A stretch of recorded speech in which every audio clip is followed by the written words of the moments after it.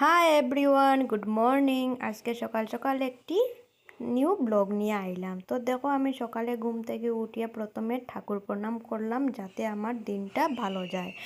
আর দেখো, এখানে ঘর বিছনা সব কিছু এলোমেলো, তাই আমি এগুলা গুছাইলাম। আর এদিক দিয়া ভাইয়ের বউয়ে ঘুম থেকে উঠে ঘরটা ঝাড়ু দিয়া ঘর মুছিলাইছে। তারপরে দেখো আমি কি করলাম, পড়লাম বাথরুমে ব্রাশ করার লাগিয়া। তো আজকে ঘুম থেকে উঠতে লেট হয়ে গেছে, তাই বেলা 9টা বাজে গেছে ঘুম থেকে উঠতে উঠতে। আর এখন আমি ব্রাশ করমু, তারপরে ফ্রেশ ট্রেশ হইয়া কি করমু, তারপরে দেখাইমু তোমরা আমি কি করলাম আজকে সকাল সকাল। আমি আইছি আমার বাবার বাসায়, এটার লাগিয়া চৌধুরীর মতন ঘুম থেকে উঠি। তো এখন দেখো আমি মুখ টুক ধুইয়া ভালো করিয়া ফ্রেশ হইয়া আই গেলাম। তো এখন এখানে দেখো মায়ের সকাল সকাল ভাত রান্না বয়াই দিছেন।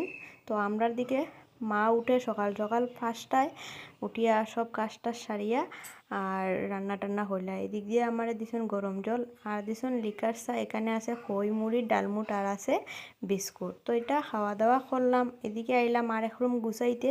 এখানে দেখি চৌধুরী ভাই এখনও ঘুমার। তারপরে আমি ঠাকুর ঘরের দরজাটা খুলিয়া দিলাইলাম।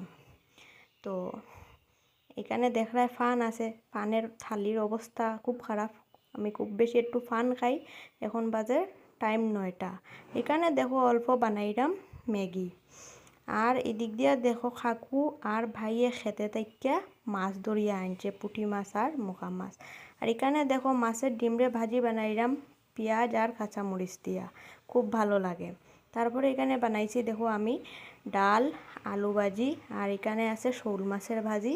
তারপরে বানাইছি রুই মাছ দিয়া বেগুন দিয়া ঝুল, আর এখানে আছে রুই মাছের ভাজি। আর আছে এখানে দেখো মাছের ডিম দিয়া আদা লেবু দিয়া চুকা। এটা টক না, আমরা সিলেটি ভাষায় কই এটারে চুকা। তো আমরা এটা খাইতেই লাগে, ডাইজেস্ট হয় এটা খাওয়ার পরে, খুব ভালো লাগে। বাজারে কিনতে মিলে আদা লেবু। তো